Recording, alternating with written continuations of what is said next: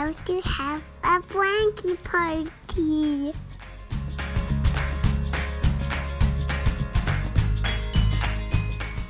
Blankies are the best.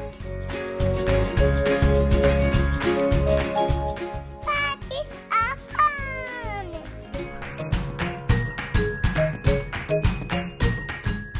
How about the blanky party?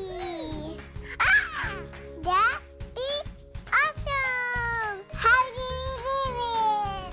First, we invite our friends. Next is we need food. My orange. This is orange. Next, we need decorations. Then we need lots and lots of blankies.